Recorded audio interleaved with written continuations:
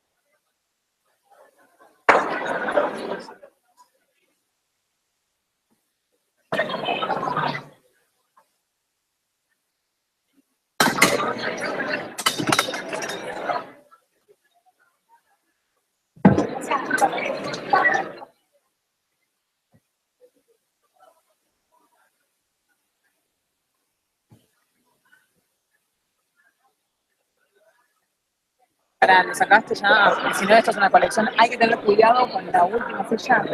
¿Cuáles no están tapados? 5.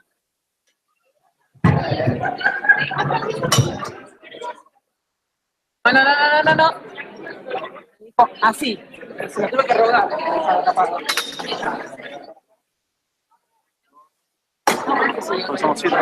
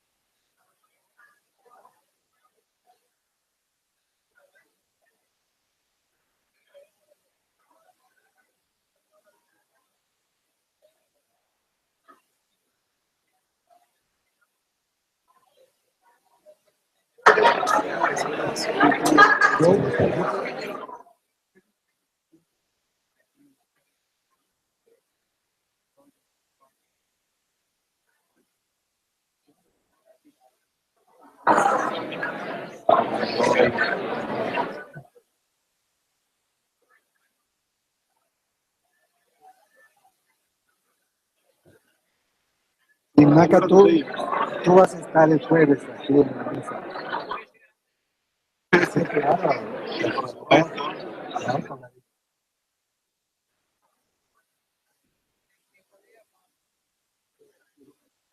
Académica.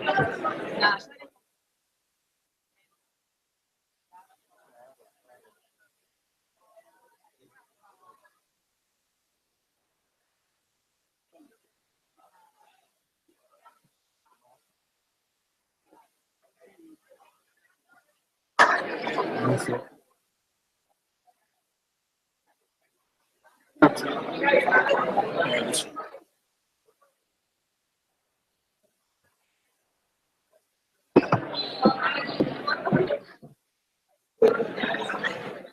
Francisco Cantamuto no está, que está en Buenos Aires. No sé si quieres que pase alguien del equipo de él, de ellos, de Daniel Vázquez sería, o qué Sería hacemos. bueno, sí.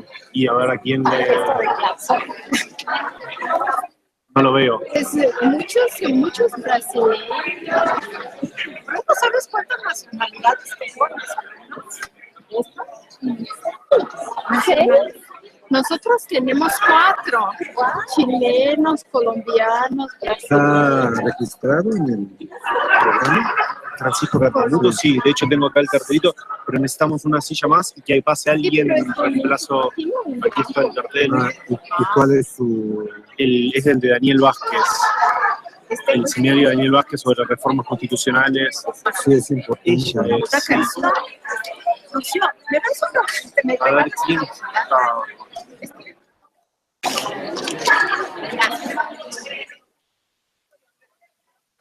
Una silla más necesitaríamos también. Ok, esta vez quién ¿Tú eres de la DEA? organiza eso en la silla.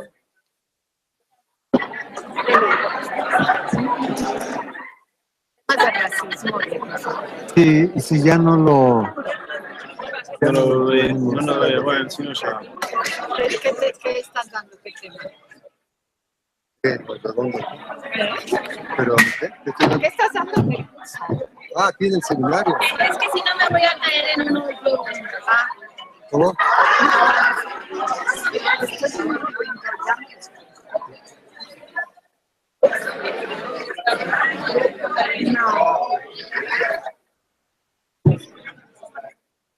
Eso podemos consultar primero, es decir, hablar que si está alguien del grupo de trabajo de Daniel y que venga y le preguntamos lo que es.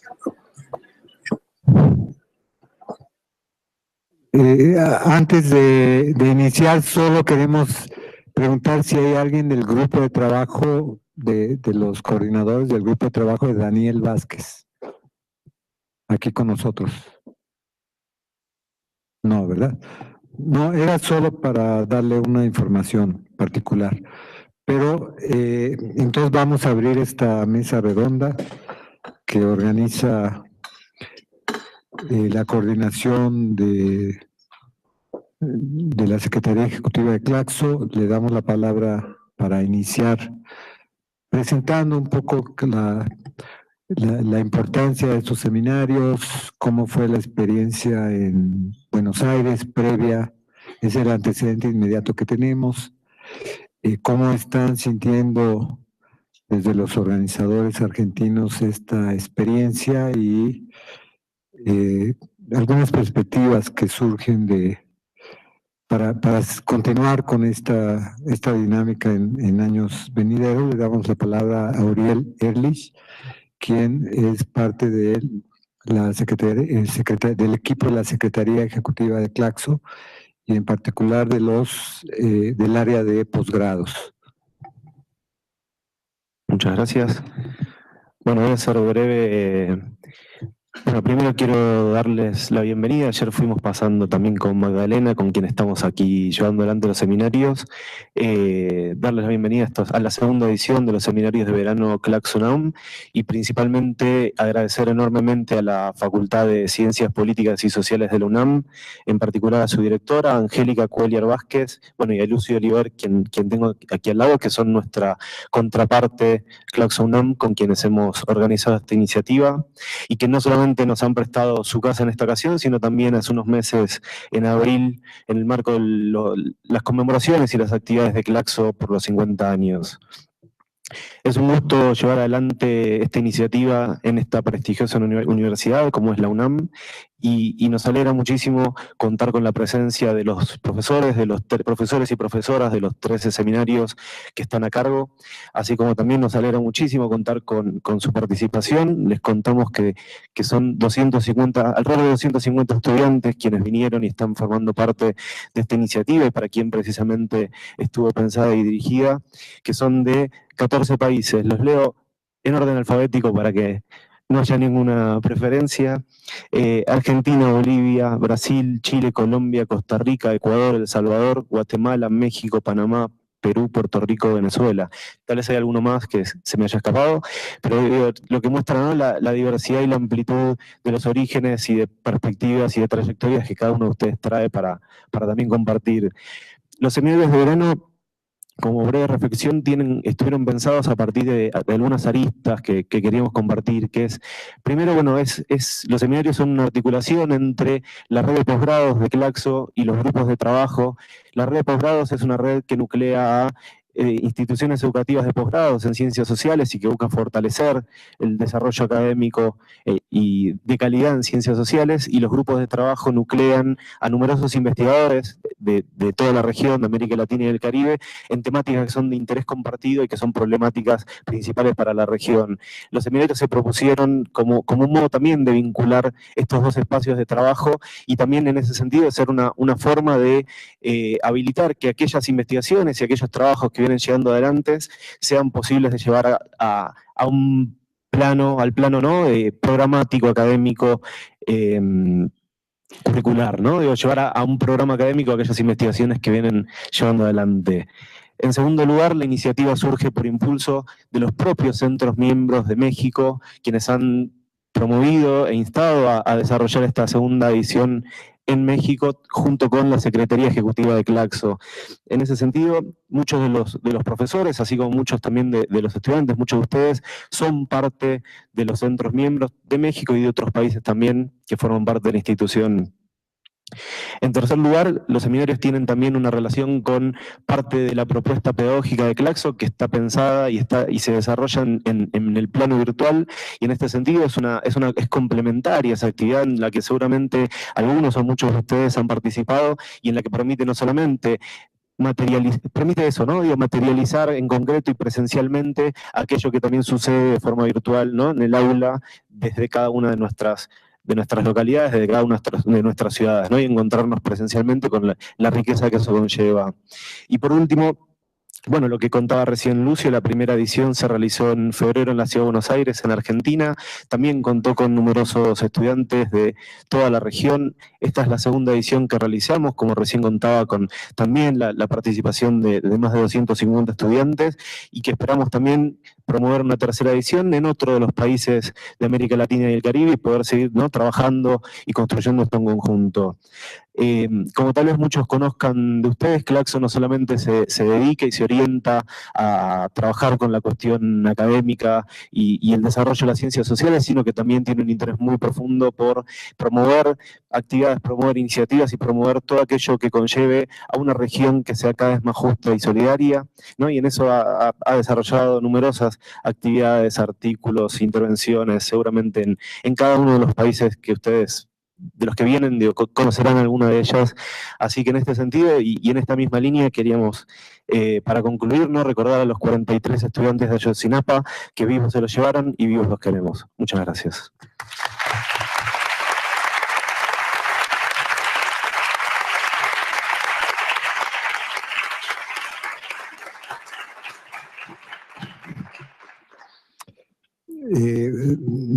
Me corresponde la coordinación de esta mesa redonda.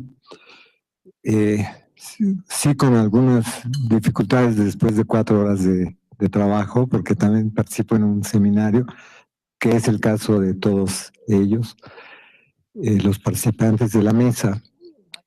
La idea de incluir esta actividad surgió un poco para romper la particularización de cada seminario, propiciar un espacio donde nos conozcan a todos y se conozcan entre ustedes. Así que si después de esta actividad quieren hacer un baile colectivo esta tarde, estaría muy bien una vez que se han conocido. La particularidad, digamos, de este seminario es que es resultado de procesos de investigación. Se convocó a los responsables, participantes de grupos de trabajo que en la investigación han visto distinto tipo de problemas y han tratado de llegar a un conocimiento inédito, original, creativo, que les ha implicado reflexiones sobre los 2 grandes temas que pensamos para las mesas redondas, referido a los problemas teórico-metodológicos del análisis social contemporáneo, y el otro, el que viene el jueves a esta misma hora, el referido a qué hay de la interdisciplinariedad en los grupos de trabajo concretos, en la apreciación de los problemas del conocimiento específicos de los grupos de trabajo. Ya no como un tema abierto general, sino como problema concreto de investigación. En relación con el tema de esta mesa redonda, problemas de la teoría y la metodología, todos sabemos que los grandes problemas de América Latina expresan necesidades sociales históricas y urgentes también, e inmediatas. Pero esas no pueden ser resueltos a partir de políticas ad hoc, desligadas de una visión de conjunto, de un proyecto social, de un proyecto para hacer avanzar a la sociedad en su participación y en su autodeterminación. Pero esto significa ver los problemas con ojos teóricos y metodológicos. Es decir, no es la relación con el problema empírico lo que va a hacer surgir una respuesta nueva, sino es en su vínculo con una teoría que sea a la vez parte del proceso de movimiento de la realidad, ¿no? Como pensaba Hegel, la teoría no puede ser ajena al movimiento de lo real y tampoco puede ser abstracta. Si quiere responder a los problemas concretos, tiene que ser una teoría que aluda a lo concreto. Y Marx completó, dice, sí, lo concreto es síntesis de múltiples determinaciones que hay que conocer, pero no conocer espontáneamente, sino conocer con un método, conocer con una riqueza analítica que permita que la teoría sea parte de lo concreto. Lo concreto no es lo existente, lo concreto no es lo inmediato. Lo concreto ya es una construcción teórica y por lo tanto exige todo un procedimiento, toda una capacidad de análisis, toda una serie de referencias teóricas que permitan recoger los elementos que la historia va proporcionando. Por eso Gramsci decía es que hay una indisoluble unidad, distinción entre historia y teoría, ¿no? Entonces, pero esto es en general, digamos, aspiramos a un conocimiento de lo concreto, referido a los problemas de cada grupo de trabajo, pero eso en general el reto es ¿y cómo se trabaja para tener un conocimiento nuevo en cada una de las problemáticas que se plantean en los grupos de trabajo? ¿Y qué dificultades, qué inercias negativas incluso, qué descubrimientos ha tenido cada grupo de trabajo? ¿Cómo está pensando abordar los problemas concretos? ¿Y qué relación hay entre teoría y método, ¿no? Entendiendo el método no como la técnica, sino como la forma de operar del pensamiento para vincularse con lo histórico real. Sabemos, como decía Marx, que lo concreto no solo existe como concreto pensado, existe también en la historia. La historia crea lo concreto, pero el reto nuestro es apropiarnos de eso por la vía del pensamiento, que es nuestro espacio, y crear formas novedosas de tipo teórico, de tipo metodológico, que nos permitan superar el sentido común, llegar a pensar relaciones que en la normalidad no se plantean, entender el movimiento de los fenómenos, su relación mundial, la interdependencia mundial de todos estos fenómenos. Son retos múltiples que justamente hacen interesante el pensamiento latinoamericano, que tiene una acumulación de pensadores que es un tesoro cultural. Yo creo que América Latina es una verdadera potencia cultural de pensamiento vinculado al intento de hacer de ese pensamiento movimiento de la historia, como pocas regiones del mundo. Nosotros estamos muy orgullosos y de esa labor que nos ha antecedido, y queremos participarles en esta mesa redonda, participarles de experiencias y abrir un cierto debate sobre esta cuestión teórica, metodológica en los estudios latinoamericanos y en los problemas concretos de cada grupo de trabajo. Y como hay un dicho que dice que para muestra basta un botón.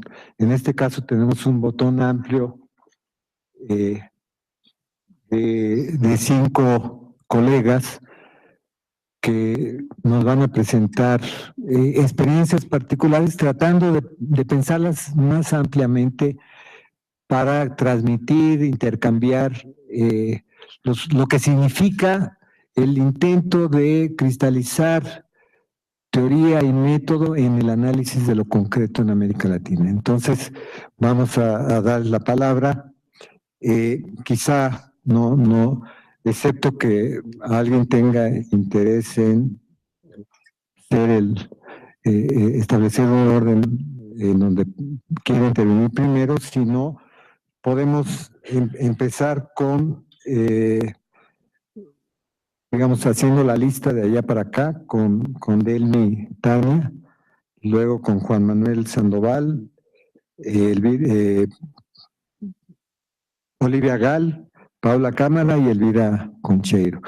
Les voy a solicitar solo al hacer la intervención que un poco den una semblanza del grupo de trabajo en el que participan, de cómo han sido sus reuniones y cómo han visto estos problemas teórico-metodológicos.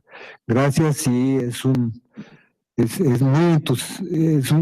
motivo de un gran entusiasmo ver que Claxo está arraigando profundamente en términos locales, porque antes Claxo era una entidad regional amplia, pero no tenía fundamentos nacionales.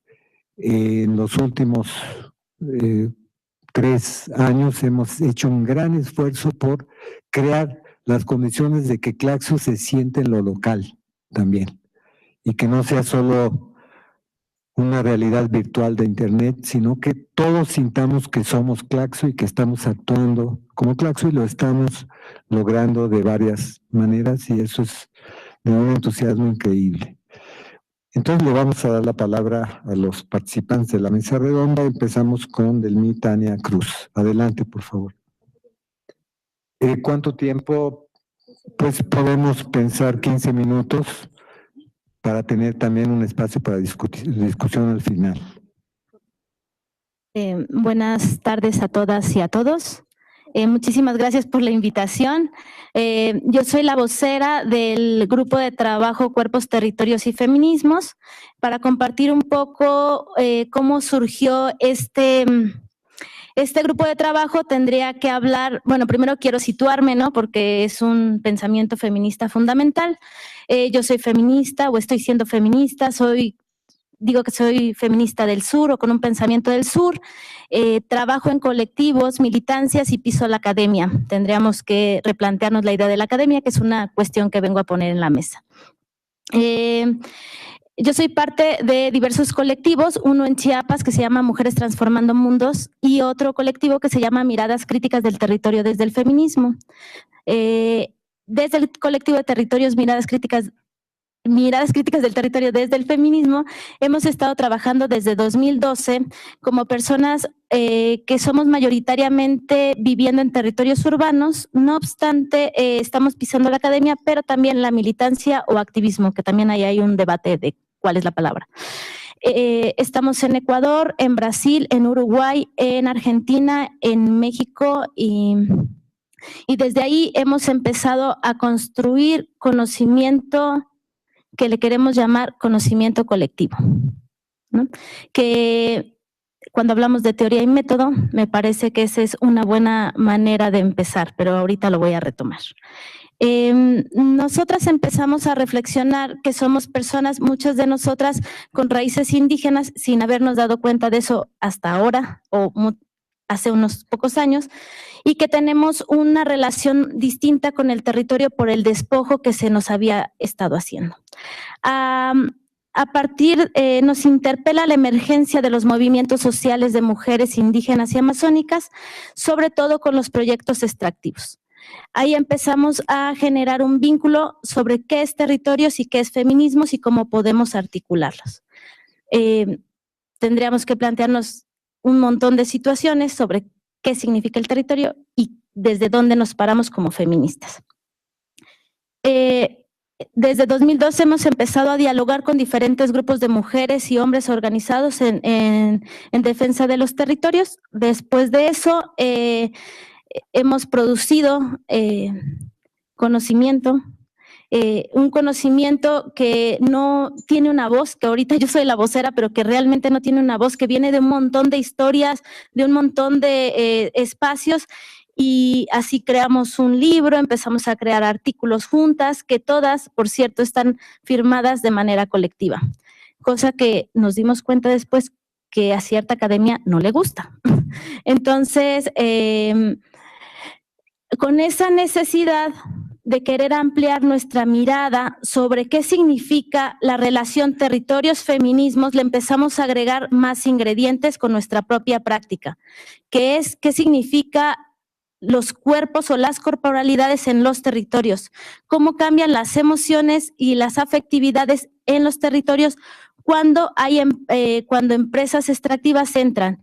Y después empezamos a desmenuzar el problema y dijimos, no solo son empresas extractivas, sino son cuestiones como políticas públicas, impactos de sociedad civil, como políticas gubernamentales. Y entonces empezamos a encontrar un vínculo diverso de ciertos países de América Latina.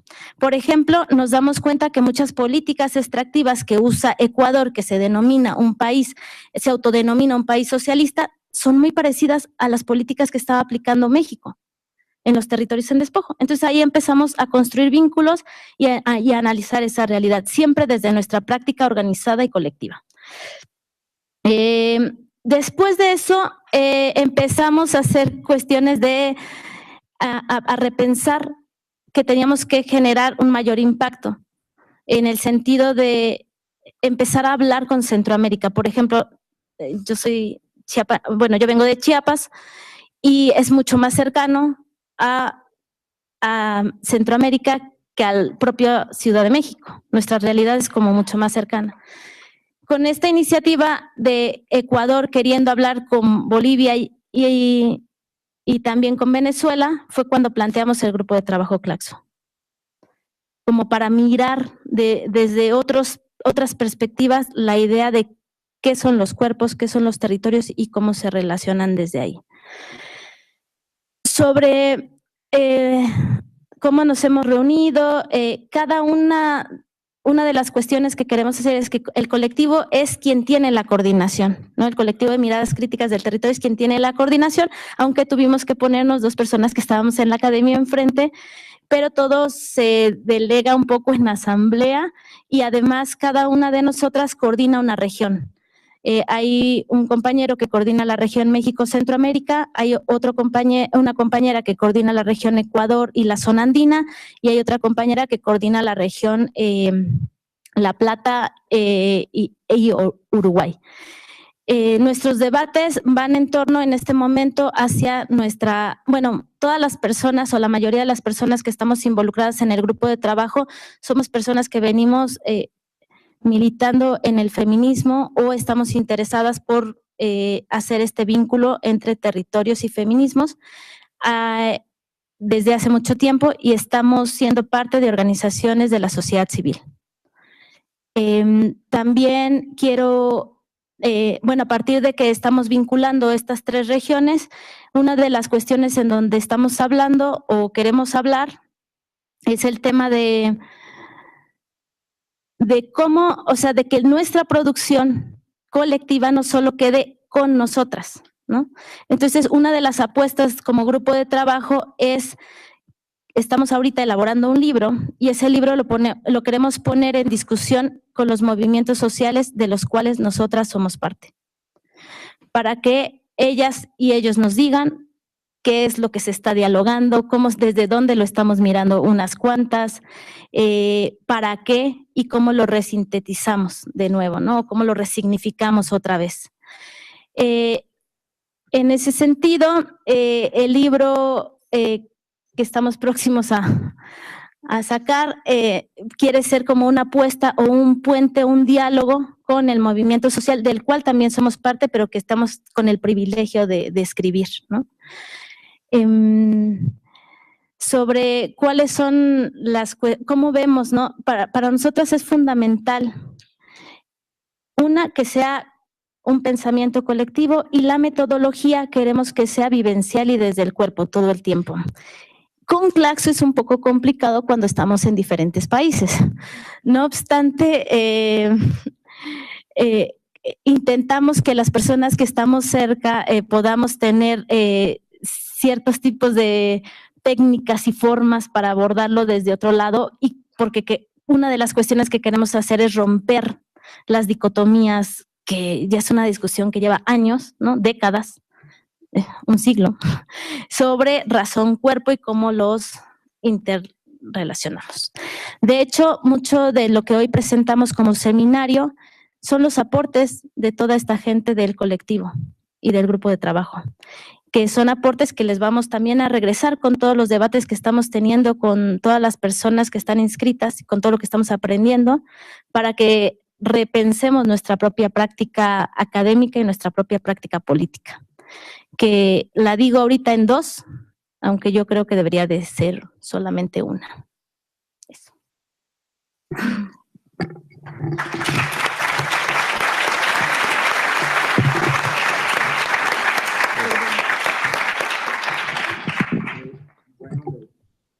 Le damos la palabra a Juan Manuel Sandoval para que continúe con la intervención.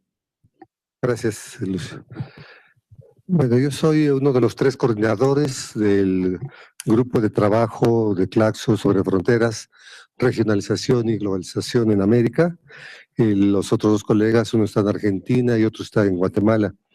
Y la razón de por qué somos 3 coordinadores es porque es el grupo de trabajo más grande que fue aceptado en la convocatoria del año pasado. Somos originalmente 130 miembros del grupo, 57 hombres y 73 mujeres. Ahora han aumentado, somos ya casi 150, de 50 instituciones y organizaciones sociales en 11 países de este continente y de 4 países europeos. Y este grupo de trabajo se ha creado de tal manera porque ya existía en una relación informal. Habíamos venido creando a lo largo de muchos años una red de investigadores comprometidos, críticos, en todo el continente, de compañeros que en sus espacios académicos están marginados, hostigados, cercados y que siguen manteniendo su espacio, y a través de esta vinculación fuimos creando esa red informal de vinculación entre estos grupos. Cuando presentamos la propuesta a Claxo, pues ya éramos un grupo numeroso y se habían incorporado otros colegas más y siguen incorporándose.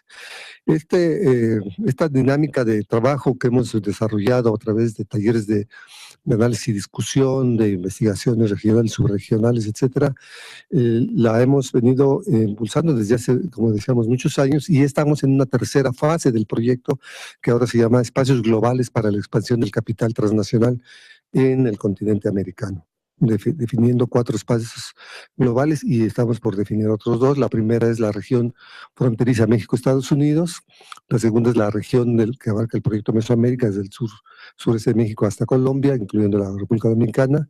El tercero es la Amazonía y el cuarto es la región andino del sur patagónica. Estamos todavía trabajando en la definición de 2 grandes espacios más, en la gran cuenca del Río de la Plata y en la gran cuenca del Caribe.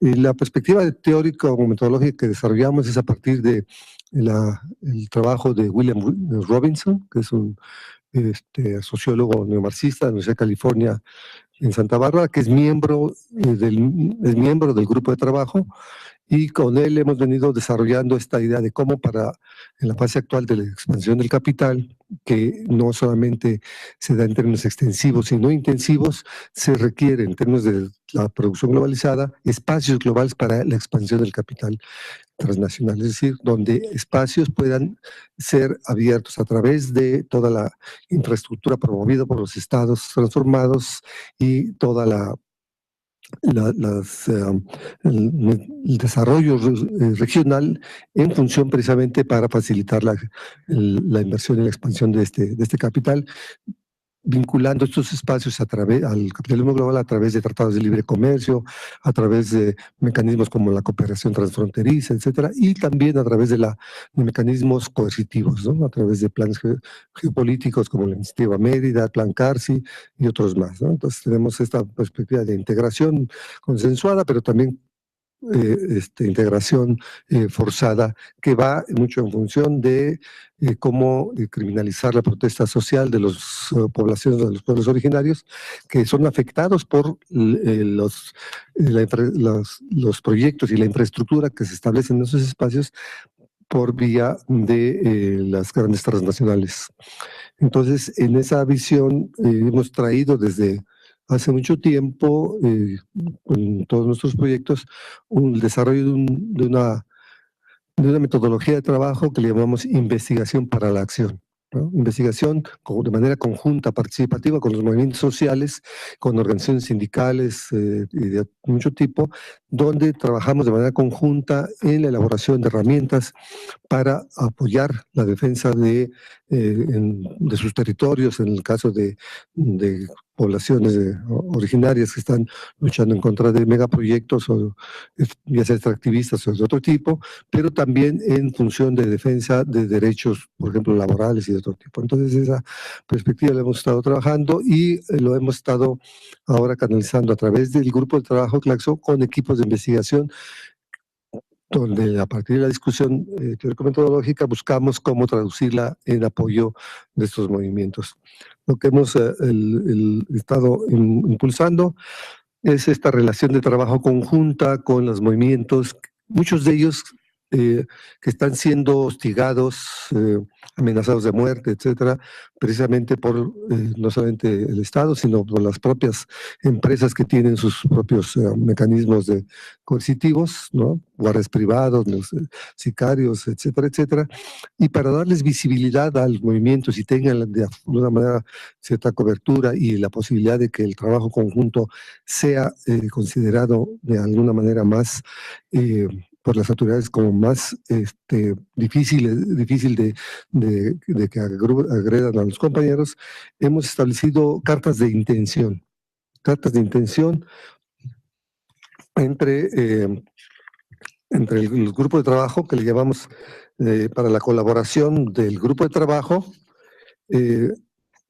con los movimientos con los que trabajamos. Estamos trabajando ahorita con movimientos de la Sierra Negra de Puebla, con comunidades en Campeche, en Chiapas, en Tabasco, hacia el norte, etcétera, ¿no? Entonces, ahorita los compañeros van a repartir algunos de los...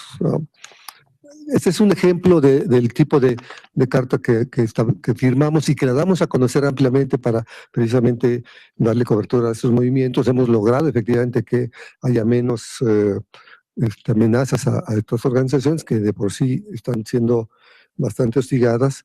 Y en esta carta de intención establecemos en términos de los considerandos cuáles son los objetivos del grupo de trabajo, que implica voy a leer uno nada más: analizar las causas y efectos del surgimiento de movimientos sociales y comunitarios para hacer frente a megaproyectos que afectan sus territorios, así como las formas de lucha que adoptan para ello y cómo incorporan estrategias de escalamiento territorial y se insertan en redes regionales o globales de resistencia a movimientos alternativos que surgen en estos contextos. Como esos son los objetivos de nuestro grupo de trabajo, y planteamos cómo también, considerando que los objetivos del grupo de trabajo de Claxo son compatibles con los 10 objetivos de Claxo y también son compatibles con los 10 ejes centrales del mismo, ¿verdad? Entonces consideramos que estamos en la línea correcta, ¿no?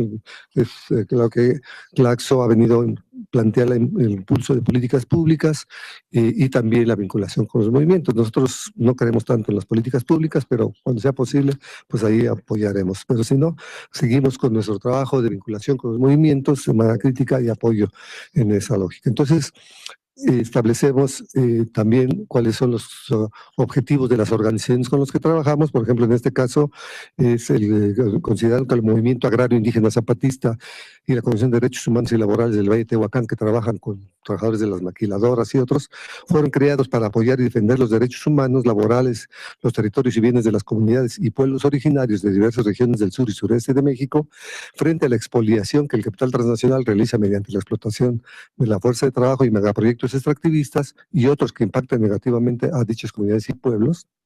Considerando que estos megaproyectos, ya sea en planeación o en curso, deben contar con estudios de impacto ambiental y cultural que la mayoría de las veces no muestran el verdadero impacto socioambiental en las comunidades y pueblos originarios, ya que no fueron consultados o la consulta fue sesgada para su implantación.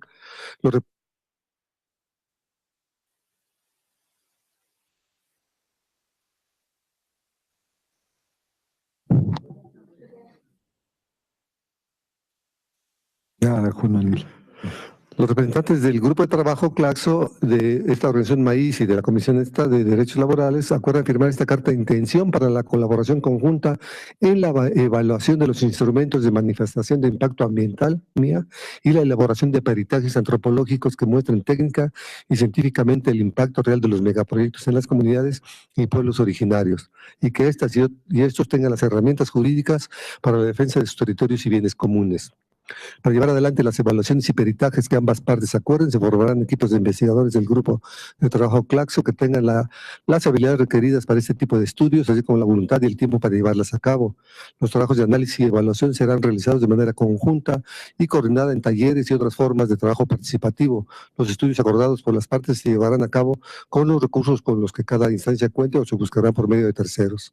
Esperamos que esta iniciativa de colaboración conjunta entre el grupo de trabajo Claxo, Maíz y la Comisión Comisión de Derechos Laborales pueda ser replicada en otras regiones de México y en otros países entre equipos de investigación de este grupo de trabajo y organizaciones sociales del continente americano. Y firmamos 2 de los representantes del grupo y los 2 representantes de sus organizaciones.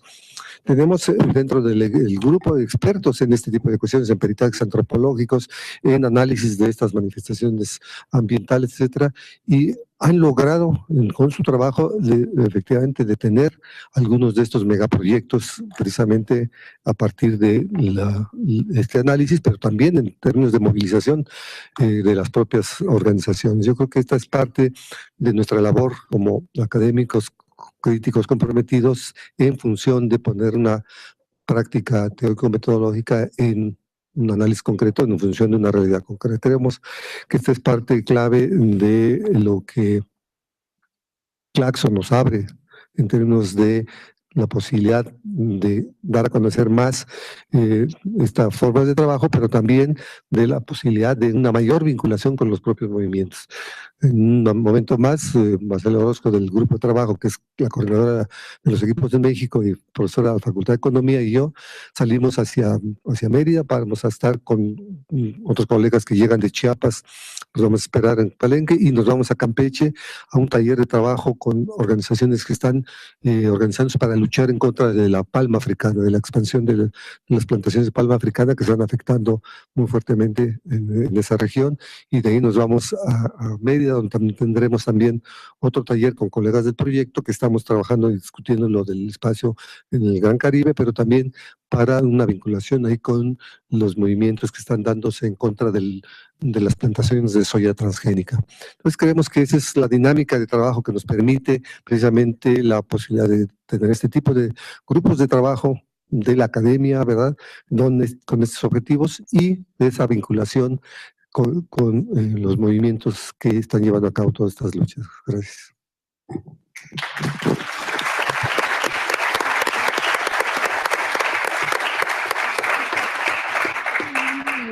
Le corresponde la participación a la doctora Olivia Gal. Bueno, muchísimas gracias a Claxo, muchas gracias Lucio, y todos los que están aquí presentes.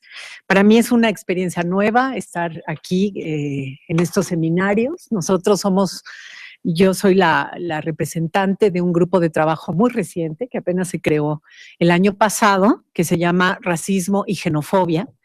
Y bueno, a diferencia de lo que Juan Manuel cuenta, nosotros estamos empezando realmente un trabajo colectivo a nivel latinoamericano.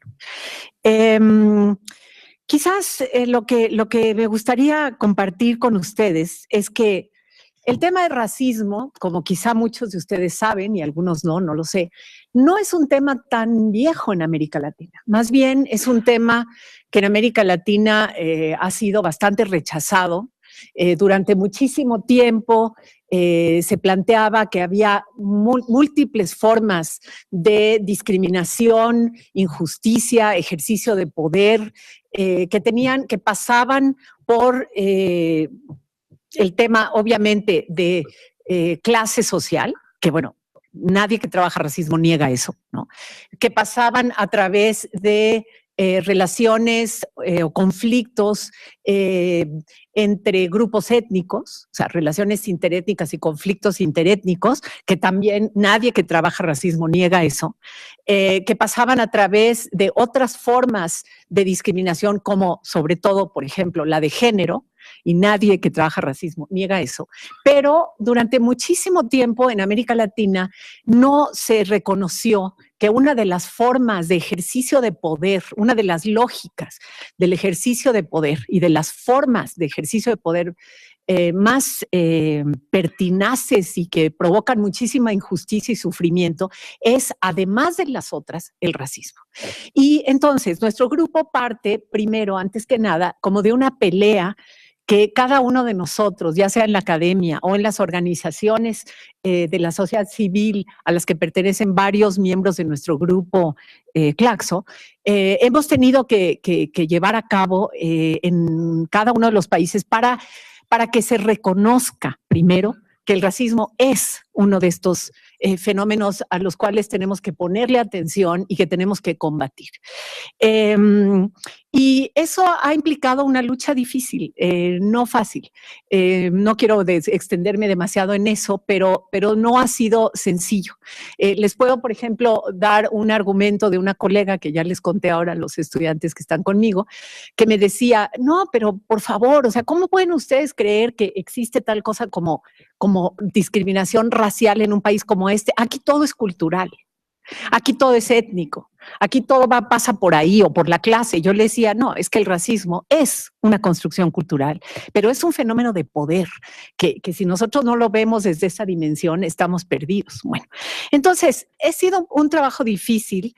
En cada país, cada uno de nosotros, estamos en nueve países, 7 países de América Latina, además tenemos colegas que también son activistas en movimientos de latinos en Estados Unidos. Tenemos gente en Estados Unidos, tenemos gente en Inglaterra que también pertenece a organizaciones de estudio y de activismo sobre América Latina. Y entonces cada uno de nosotros ha tenido que hacer ese camino dentro de sus propios países para el reconocimiento de este tema como un tema importante. Y por eso agradecemos mucho que Claxo lo haya incorporado. Y entonces, a ver, ¿qué hemos hecho? Bueno, somos 31. Hasta ahora hemos tenido encuentros virtuales, es decir, por vía de Blue Jeans, sobre todo a través del CIESAS, que nos han permitido, primero, antes que nada, discutir conceptos.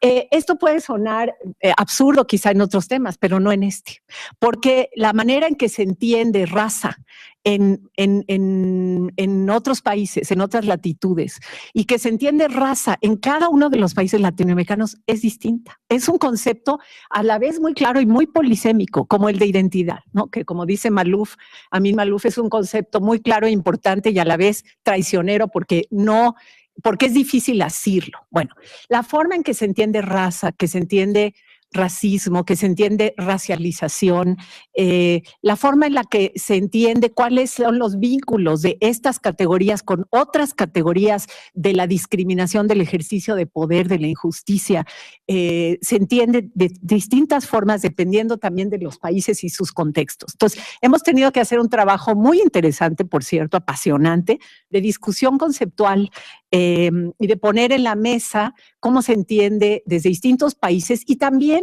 cómo se entiende desde movimientos o organizaciones de la sociedad civil en distintos países o de organizaciones de la sociedad civil y de la academia en cada país, ¿no? Que no siempre coincide. A veces coincide, a veces no coincide. Y a veces hay que llegar a componendas y negociaciones para que podamos trabajar sobre un territorio conceptual común. Bueno, hemos trabajado mucho en ese sentido.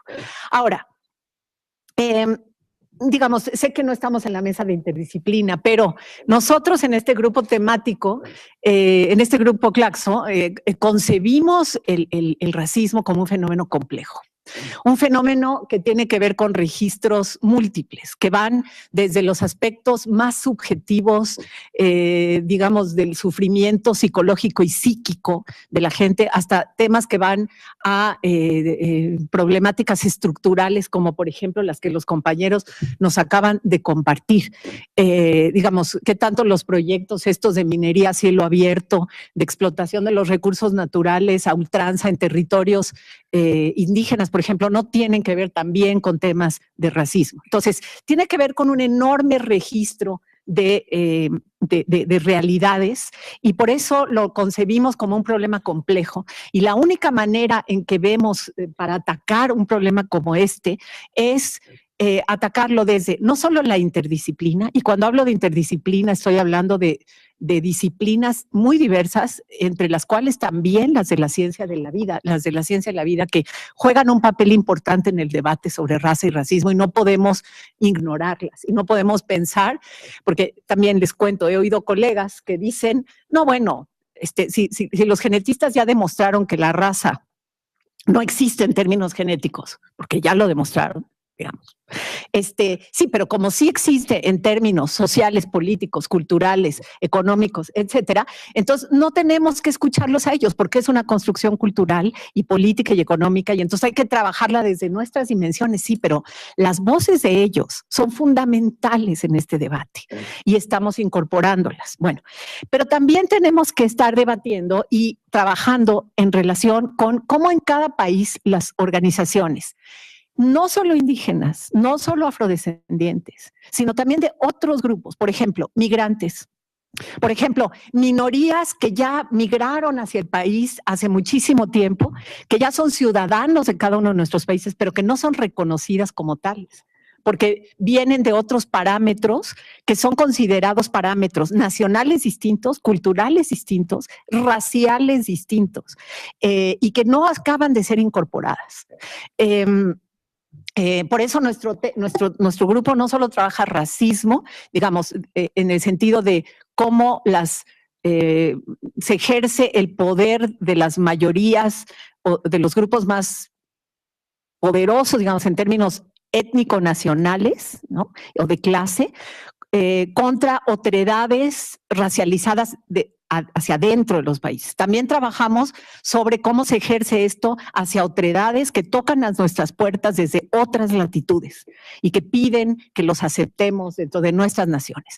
Hemos descubierto, tristemente, que muchos países de América Latina son xenófobos, muy xenófobos, y a veces no reconocemos. Esa es una realidad que es aún menos reconocida, ¿no? Ya decimos, sí, hay racismo contra indígenas, hay racismo contra afrodescendientes, hay racismo contra poblaciones llamadas mestizas, aunque eso no está muy teorizado ni trabajado, pero también hay xenofobias que no son solo de los países colonizadores hacia nosotros, sino entre nosotros, y hay problemáticas muy complejas que tenemos que reconocer. Bueno, y entonces, para nosotros, la parte medular teórica y metodológica es la complejidad abordada desde la interdisciplina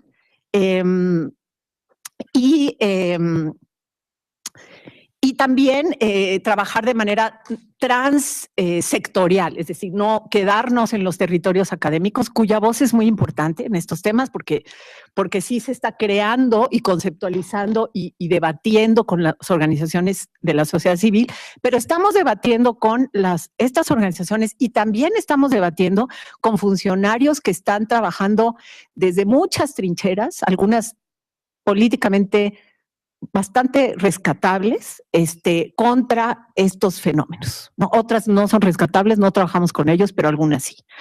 Bueno, y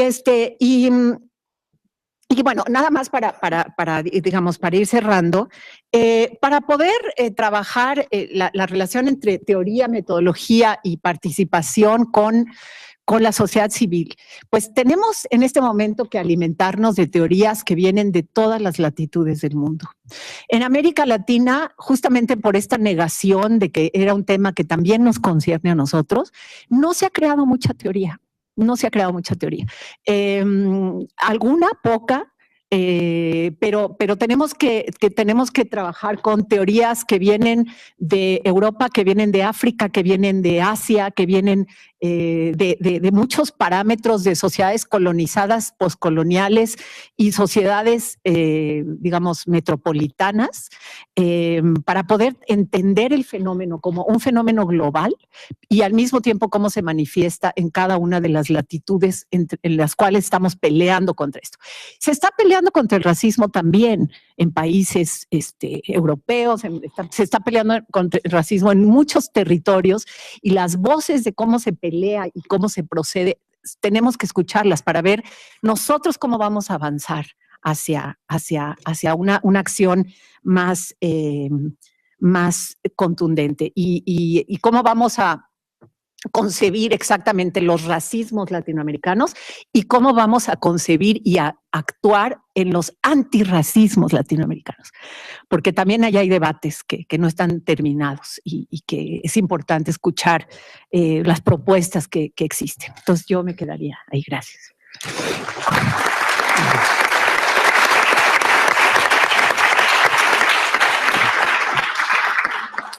Muy bien, gracias, Olivia. Le damos la palabra a Paula Cámara.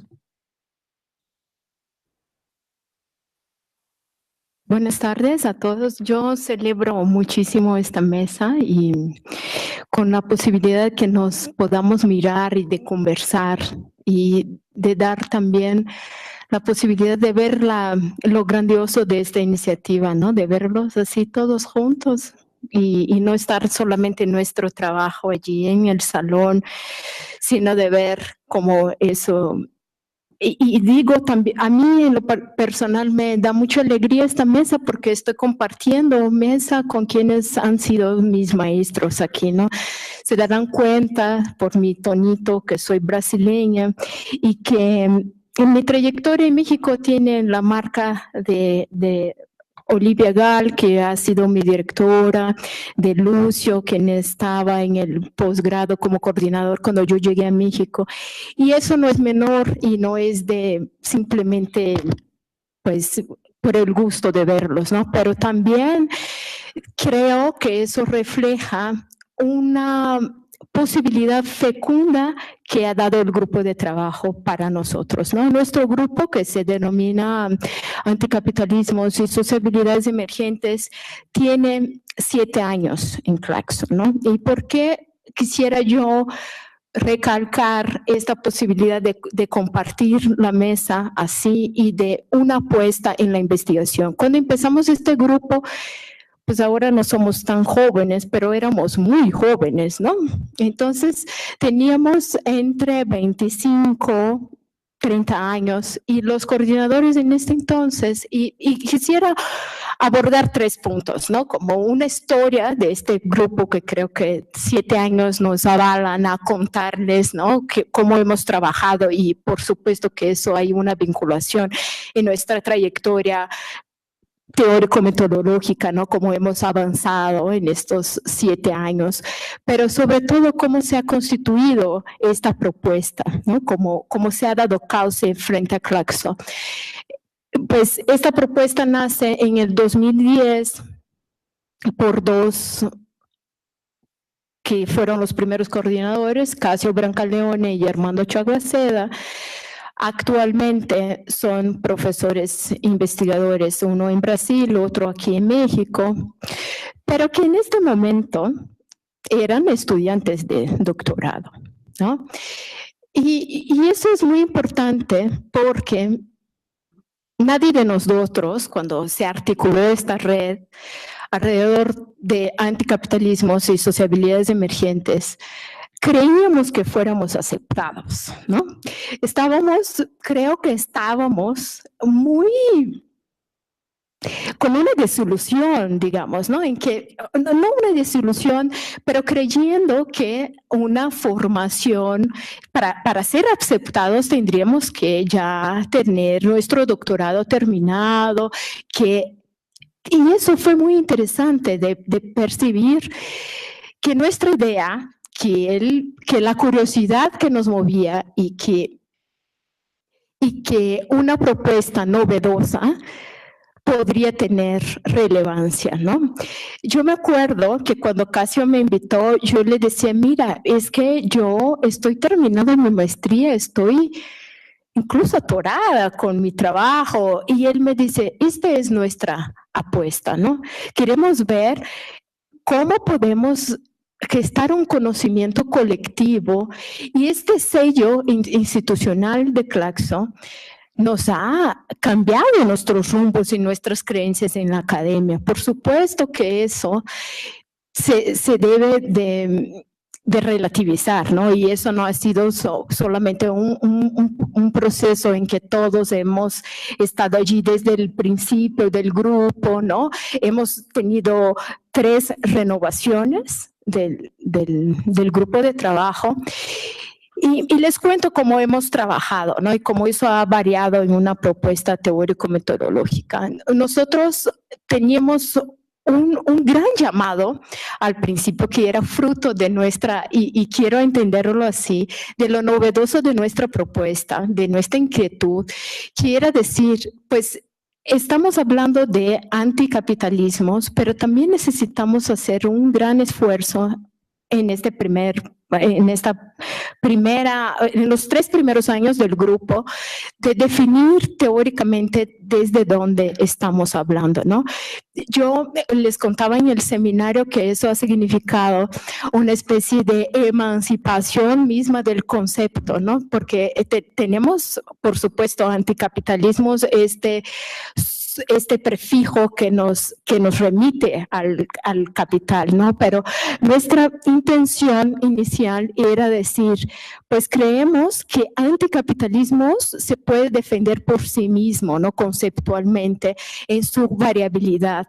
Y eso fue lo que hicimos en el primer momento del grupo, trabajar conceptualmente muy fuerte qué eran anticapitalismos, qué entendíamos y sociabilidades emergentes, ¿no? Y sociabilidades emergentes en un contexto en que muchos estudiábamos movimientos sociales, organizaciones con militancia en distintas, somos actualmente 18, 17 investigadoras, ahora no tengo claro cuántos somos, pero en este momento también éramos más o menos, siempre estamos entre 20, que teníamos esta inquietud de decir, pues este concepto o una lucha anticapitalista tiene caras, matices, tiene un carácter contingente que para nosotros parece muy rico verlos, ¿no? ¿Y cómo hemos trabajado? Me gustaría contarles un poco del proceso por detrás que llega a este seminario, ¿no?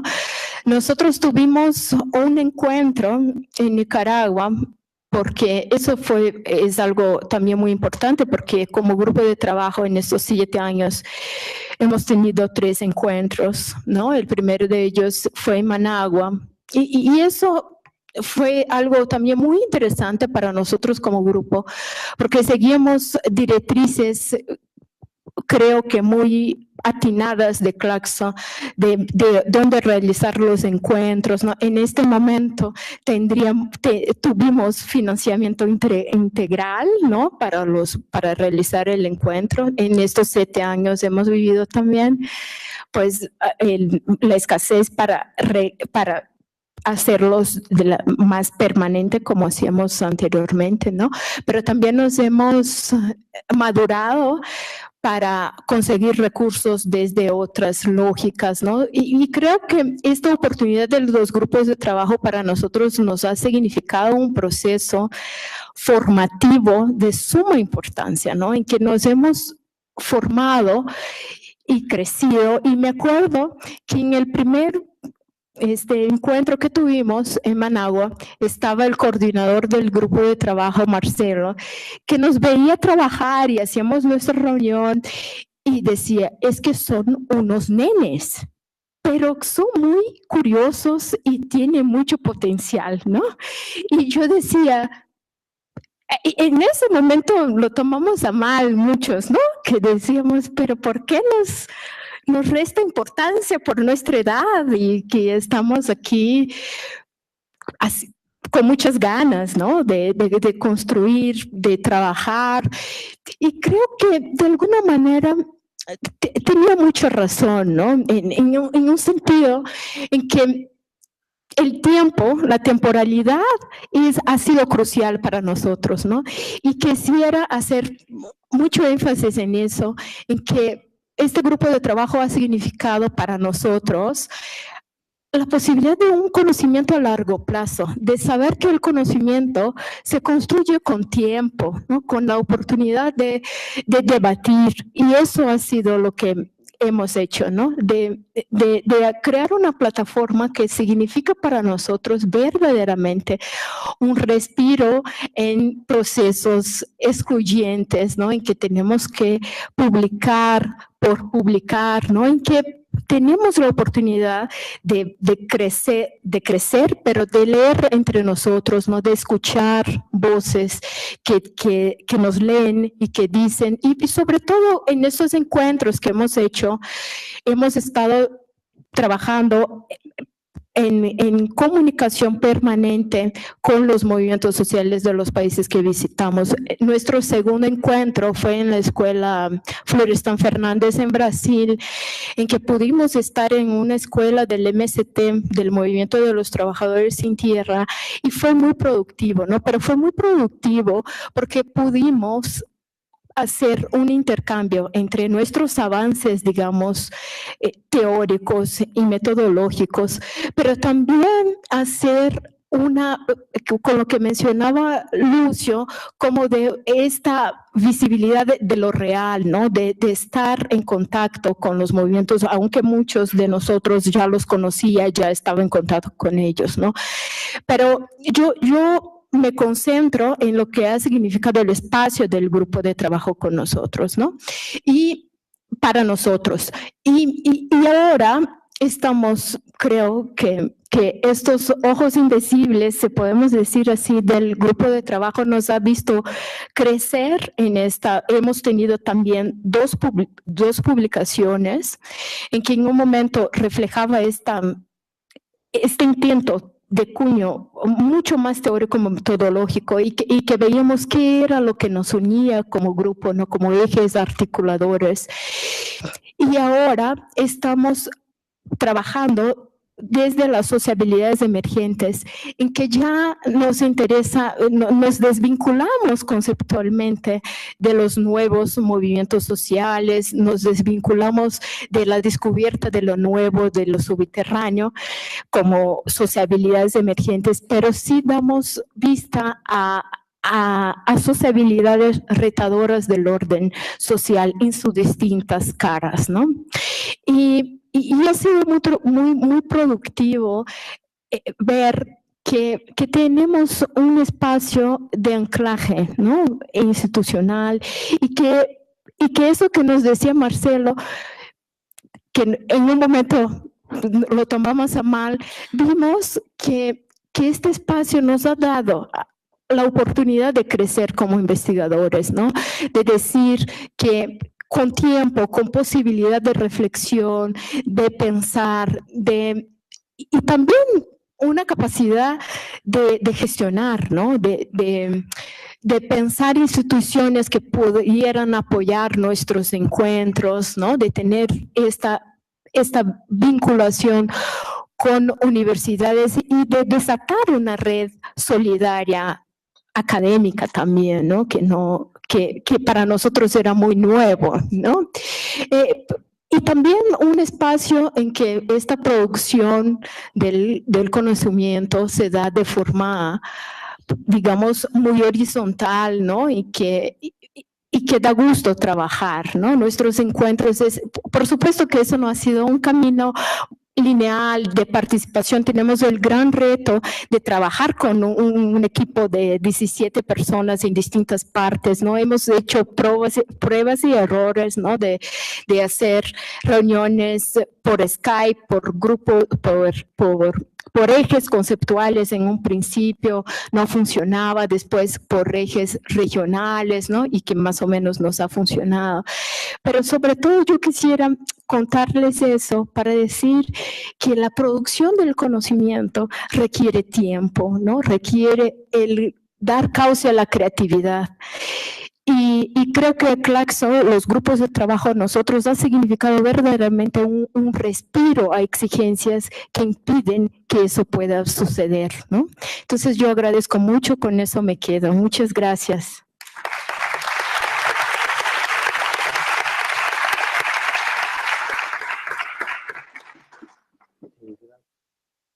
Le damos la palabra a la doctora Elvira Concheiro. Pues muy buenas tardes a todos. Muchísimo gusto tenerlos aquí en la Facultad de Ciencias Políticas y Sociales, en esta que es una experiencia pues para todos nosotros novedosa y hasta donde estamos viendo pues muy exitosa. Bueno, yo coordino un grupo de trabajo también reciente, porque hay otros compañeros que también son recientes a diferencia de nuestra compañera Paula, que está recién comenzando sus labores aunque tiene algunos antecedentes. Es el núcleo, digamos, base de ese grupo de trabajo, el que propuso la conformación del grupo de trabajo, es un grupo que viene trabajando aquí en México sobre el pensamiento crítico, el pensamiento marxista específicamente en este país. Y lo que propusimos fue un grupo de trabajo con mirada latinoamericana para recuperar una herencia, una historia y al mismo tiempo una perspectiva, es decir, el crear un espacio de debate sobre las perspectivas que puede tener este pensamiento de cara a una realidad, pues a unas realidades más bien tan complejas, tan ricas en experiencias como son las sociedades latinoamericanas. Nosotros somos un equipo de 34 integrantes de 10 países y en realidad estamos por reunirnos. Hemos tenido algunas sesiones solamente por vía de internet y ahora en La Habana en octubre tendremos nuestro primer encuentro y creo que va a ser muy rico, pues es en el marco de los 50 años que celebra ahí Claxo, en un centro muy importante de La Habana, que es el Juan Marinelo, cuyo presidente era Fernando Martínez Heredia, que era parte de nuestro grupo, y que bueno, tenemos la desgracia de que hace poco falleció. Pero bueno, el Juan Marinelo ha seguido muy interesado y muy colaborador en que esta reunión se realice. Y bueno, tenemos enfrente pues 2 o 3 importantísimas celebraciones, que son los 150 años de la edición del primer tomo del Capital, los 100 años de la Revolución Rusa, los 50 años del asesinato del Che Guevara, entre otros, que nuestro grupo quiere sentarse a reflexionar sobre ellos. Ha propuesto una mesa, por tanto, sobre estos temas, pero una parte importante del trabajo que realiza el grupo es también la recuperación de ediciones y publicaciones, revistas que ha realizado las diversas corrientes del pensamiento crítico marxista en América Latina. Entonces esta será otra mesa y aprovecharemos para hacer homenaje justo a Fernando Martínez Heredia, que fue quien publicó o quien estuvo a la cabeza de Pensamiento Crítico, la histórica revista producto de la Revolución Cubana. Bueno, esto como informaciones más o menos rápidas del grupo, porque la verdad es que es un tema tan amplio, es un tema tan rico, y sobre el cual hay muy poco trabajado para nuestra sorpresa. Hay algunos excelentes trabajos que se han llevado ya a cabo desde hace algunos años, uno de ellos en Claxo por Atilio Borón, Michael Lowy, que hizo otra recopilación sobre el pensamiento marxista en América Latina, pero no tenemos mucho más. Desde luego hay algunos trabajos locales, digamos nacionales. En Brasil hay uno muy importante, en algunos otros, en Argentina, en Chile, hay algunos trabajos que distan mucho de ser trabajos muy abarcantes o muy completos, pero que han dado un aporte sin duda muy relevante a conocer este pensamiento en su larga trayectoria. Y en los últimos años lo que nos ha llamado la atención, y no es solamente en relación al pensamiento marxista, sino en relación a un conjunto de corrientes y de pensamientos que cruzan a las ciencias sociales, observamos una mirada desde la fragmentación. el partir desde los conceptos, desde de la parte pequeña, elemental, de las problemáticas, cuando, bueno, justo la trayectoria del pensamiento marxista fue, a lo largo de su historia, plantearnos una otra mirada, una mirada que, como decía Lucio, surge a partir de entender lo concreto como resultado de múltiples determinaciones, es decir, de múltiples aspectos de la realidad social que se entrecruzan y se conjugan. Y esta totalidad social, a abordarla, era o ha sido la gran arma de las posibilidades de la transformación social. Bueno, así lo propone, así lo plantea esta corriente de pensamiento tan diversa, pero que tiene coincidencia en este punto de partida, digamos, teórico-metodológico.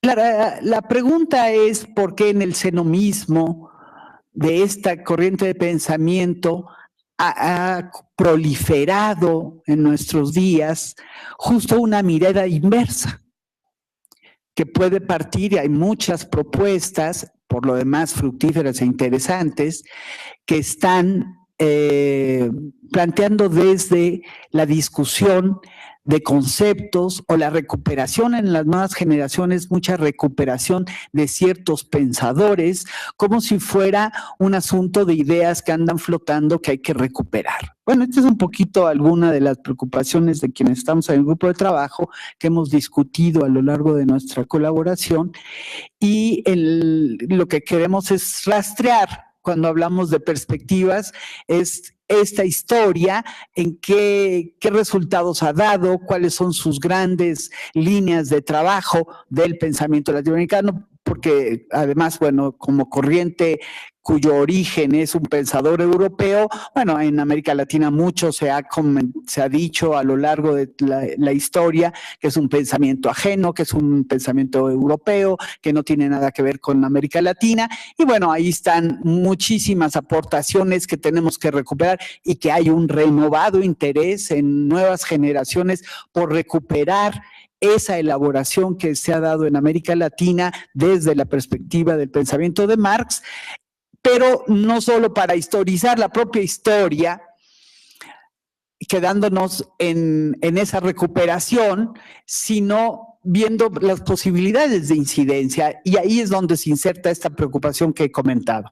Es decir, que es, por eso celebro que sean este tipo de mesas y que estemos pendientes y permanentemente insistentes en esa temática teórico-metodológica que está influyendo muchísimo en nuestras perspectivas, en nuestros temas de investigación, en nuestras formas de abordar los problemas.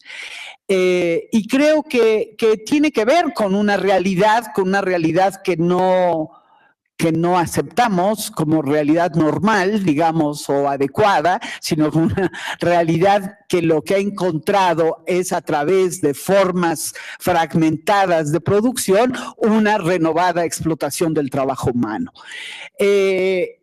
Y esto impacta las ideas, esto impacta las perspectivas y las miradas, y tenemos que hacerlo explícito.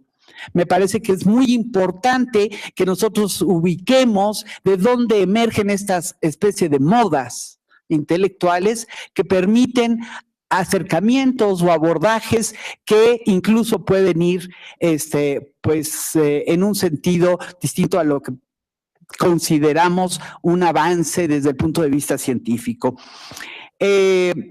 Pero bueno, frente a eso estamos, y frente a eso nosotros queremos sobre todo promover un gran debate, incidir en otros espacios y en otras miradas y en otros problemas, como para iniciar un gran debate sobre estas posibilidades que tiene como ventajas y desventajas de unas formas en las que actualmente se está investigando, y las formas, si queremos llamarlo, tradicionales de un pensamiento crítico.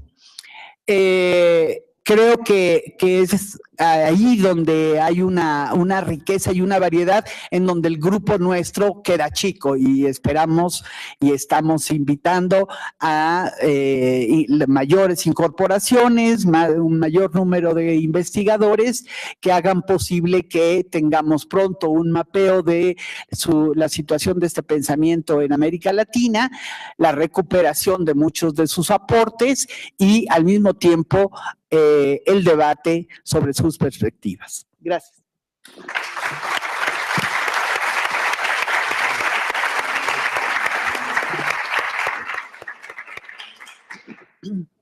Bueno, esto es el inicio de una discusión muy importante. Queremos que también haya participación de ustedes. Así que vamos a abrir queremos empezar con 3. Desgraciadamente el tiempo es poco. Si da más tiempo, continuamos. Pero quisiéramos abrir el debate con sus intervenciones.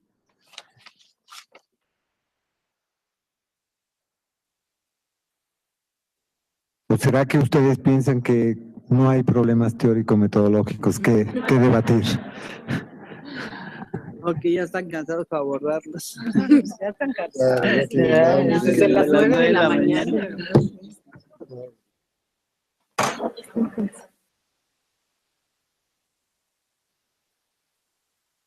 Sí, adelante.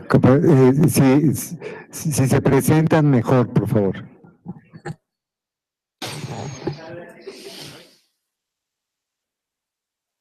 Si quieres acercarte también, ¿eh?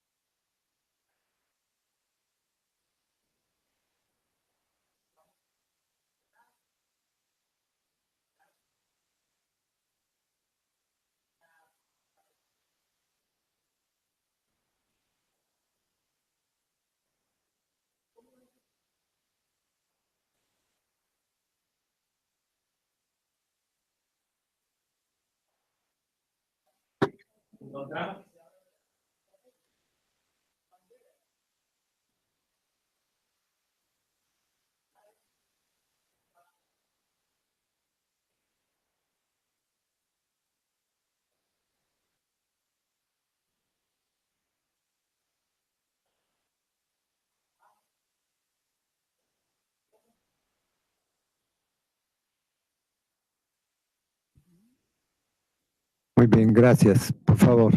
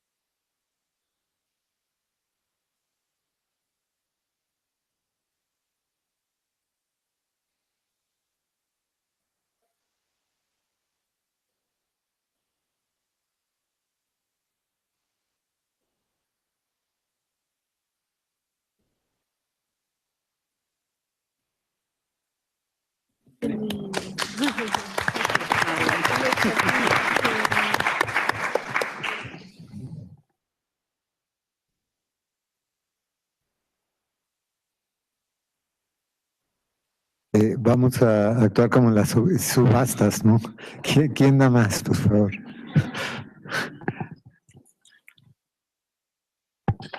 Sí, adelante. Sí.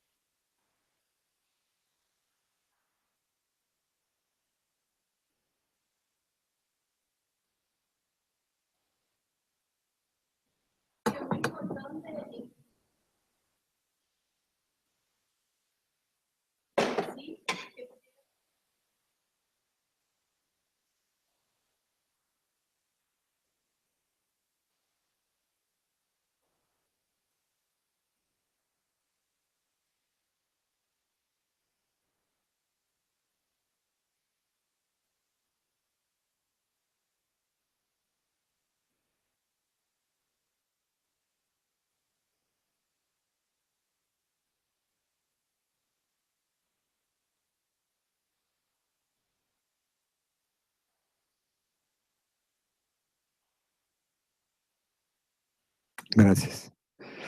Bueno, yo quiero aprovechar también para preguntar a los participantes en los grupos de trabajo, ¿cómo han pensado la relación de su sujeto de investigación con la totalidad? Es decir, muchas veces se estudian problemas particulares de distinto tipo, como los que se han presentado acá, pero se ven solo en sí mismos, cuando en realidad la sociedad es una totalidad. Y no hay un problema que no esté vinculado con otros problemas. Entonces, solo la imagen de ese todo es lo que nos da la posibilidad de un sentido crítico profundo. Entonces, mi pregunta a los participantes de las mesas redondas, ¿cómo están pensando la relación de su problemática específica desde el punto de vista teórico metodológico para establecer un vínculo con una totalidad que les dé enriquecimiento crítico real?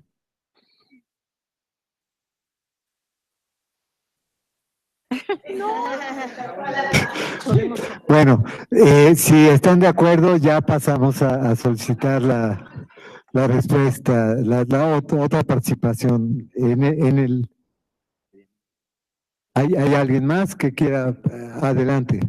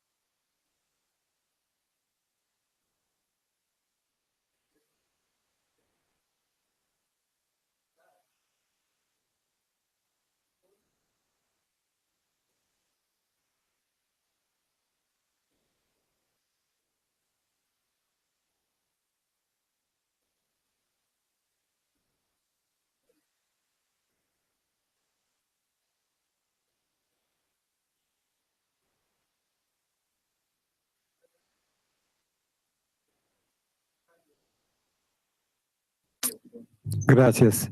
Entonces, en el mismo sentido de inicial, de las respuestas.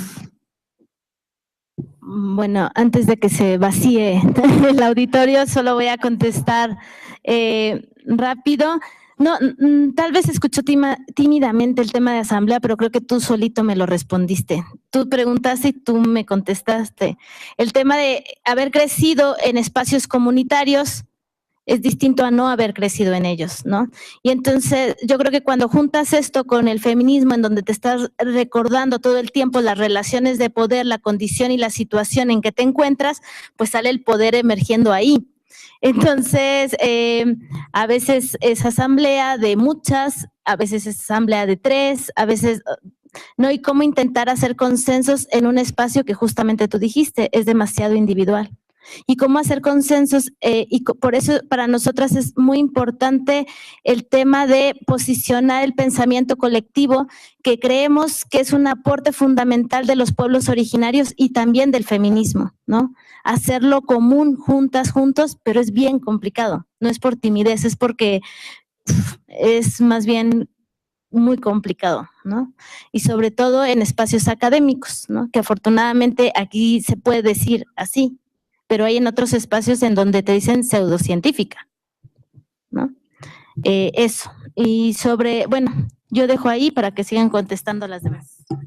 A ver, voy a tratar de ser breve porque supongo que están muy cansados, pero a ver, primero quisiera contestarle a Lucio. Es muy buena tu pregunta y es muy pertinente. Digamos, por ejemplo, desde el tema que nosotros estamos abordando en nuestro grupo de trabajo, la totalidad es precisamente la perspectiva. Es decir, no el decir, estamos analizando una forma de poder, porque es que el racismo no es una mera manera de concebir en tus prejuicios a otros, ¿no?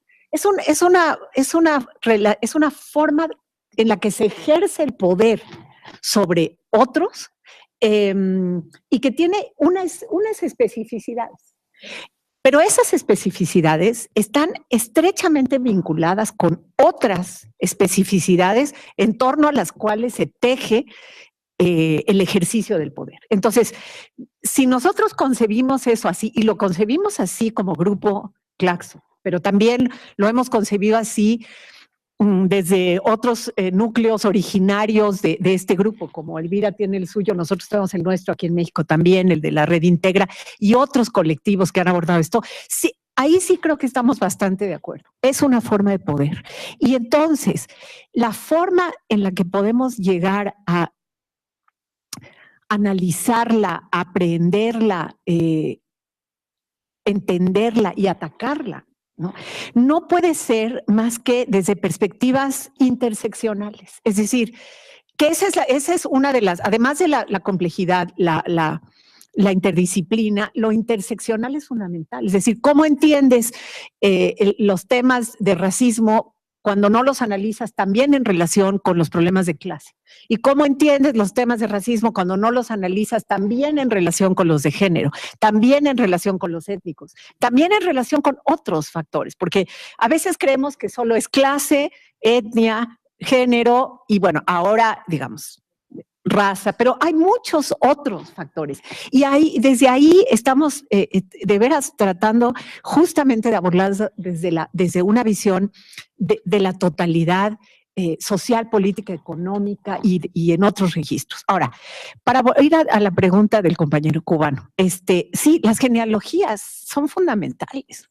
Es decir, ¿por qué decía yo hace rato que en nuestros temas es importante que discutamos cómo estamos entendiendo los conceptos? Aunque estemos de acuerdo en esta definición del racismo como forma de poder, tenemos que ver cómo estamos entendiendo cómo se construye esto. ¿Por qué? ¿Por qué? Porque las genealogías son fundamentales. Es decir, hay una historia del concepto raza que puede ser vista a nivel global y con sus especificidades geográficas y culturales y etcétera. Pero hay otras genealogías que tienen que ver con cómo las sociedades específicas están racializadas. O sea, todas sociedades están racializadas. Nos guste o no nos guste, a todos nos ven bajo el lente de que somos de alguna pertenencia racial tenemos. Y eso nos determina, se cree. O sea, el racismo así lo construye. Pero si tú no entiendes cómo en cada territorio nacional y más allá de lo nacional se construyen las genealogías, por ejemplo, ¿cómo se construye el modelo?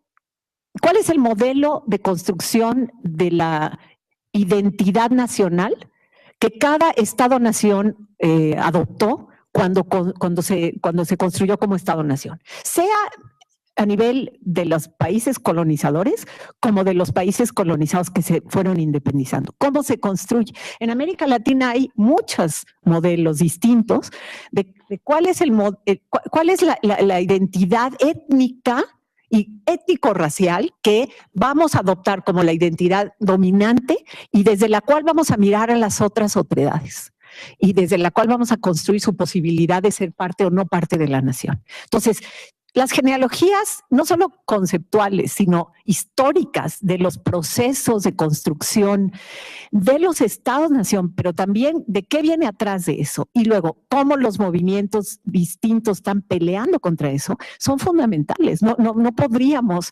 abordarlo, creo, desde ahí. Para mí, la visión histórica es crucial.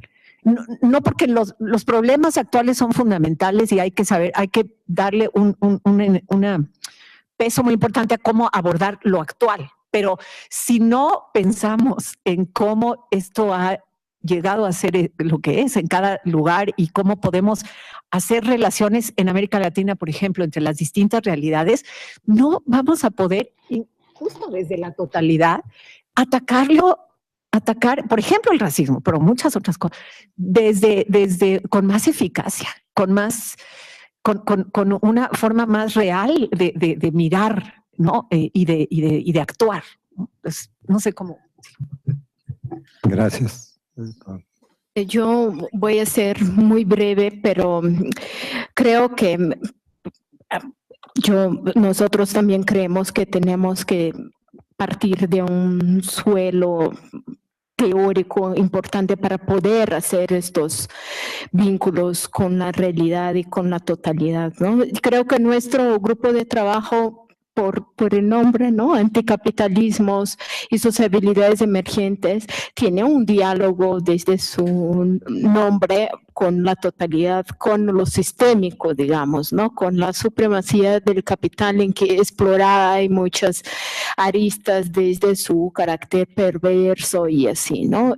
Nuestro foco es ver las posibilidades de disrupción, ¿no? ¿Dónde están preceptos retadores del orden social y moral, ¿no? Entonces, por esto esta discusión en que ponemos énfasis, como decía el compañero, que podemos defender, sí, el concepto de anticapitalismos por sí solo, y no solo de su oposición, pero de intentar desentrañar dónde están estas posibilidades retadoras de un orden hegemónico, ¿no? Pero también pensar que estos espacios retadores no estamos en una articulación del bien y del mal, en que estos retos no estén sumidos a contradicciones, a principios también de autoritarismos, como hemos visto en muchas experiencias que hemos analizado, ¿no? Entonces, esta impronta del capital nos da un eje articulador con la totalidad por sí solo, ¿no? Entonces, pero nuestra idea es ver cómo se están gestando o cómo están estas sociabilidades emergentes que están imprimiendo posibilidades retadoras del capitalismo, ¿no? Gracias, Elvira. Bueno, creo que una parte ya lo han respondido mis compañeras, y creo que efectivamente es un tema bastante complejo, pero bueno, ese es el que nos reunió hoy aquí y que no se resuelve en una sola sesión por lo demás, ¿no? Pero bueno, el tema es de la mayor relevancia. Estoy convencida de que es de la mayor relevancia, tal y cual lo formulaba como cuestionamiento Lucio. Creo que es el reto que tenemos que enfrentar las ciencias sociales en América Latina con una urgencia extrema, que es el tema de una realidad, es decir, la conexión con una realidad que nos está convocando a contribuir a su transformación y con cierta emergencia. Yo hablo desde un país que está en emergencia, efectivamente, pero creo que no es exclusivo en América Latina. Creo que las vías de transformación social tienen como síntesis, efectivamente, y en esto comparto lo que dice Olivia, como síntesis el poder, que es de donde emana, digamos, o donde se sintetiza y conjugan las diferentes esferas de la sociedad para la reproducción de un determinado dominio. Esta problemática es la que nosotros llamamos como totalidad social, pero a la que no es que necesariamente tengamos que estar sobre ella o uniendo todos los aspectos, como de alguna manera entendía yo que puede ser visto, sino como una perspectiva epistemológica y como un método de abordarlo.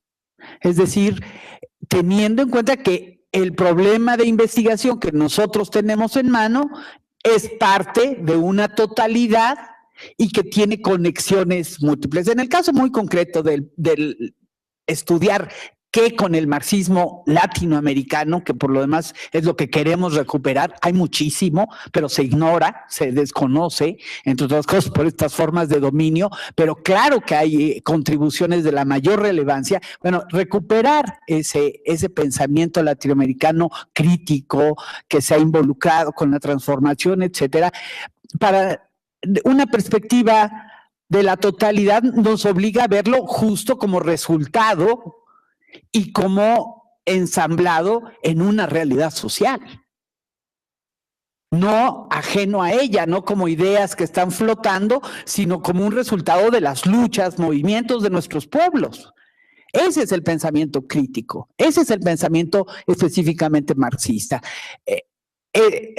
Todos los pensamientos lo son, pero bueno, este está inserto de manera expresa, ha emanado en buena medida de esos movimientos. Tenemos que dar, por tanto, seguimiento y hacer visibles a esos movimientos que de pronto unas perspectivas intelectualistas, digamos, de lo que sería el marxismo, pues solamente ve autores. Bueno, pero estos autores resulta que eran militantes, comunistas, socialistas, de diversas tendencias, con distintas preocupaciones, con unas historias muy dramáticas en muchos sentidos por su involucramiento en la lucha política. Recuperar en el amplio y valioso sentido de la política trascendiendo esta manera pueril en la que hoy se ejerce la política, como resultado de un poder que se ha hecho más de élite, que ha cortado nexos con la sociedad. Bueno, se pudre ese poder político, pero bueno, esa es una mirada, pero la lucha política que realiza justo para enfrentar un poder, un dominio en todas las esferas, esa es la materia que ha estudiado el pensamiento marxista. Por eso nos interesa mucho recuperar a este pensamiento en esa interconexión, porque de otra manera estamos sin comprender justamente sus grandes aportes y parte sustancial de su razón de ser, la conexión con la lucha política por la transformación social. Bueno, les agradecemos a todos.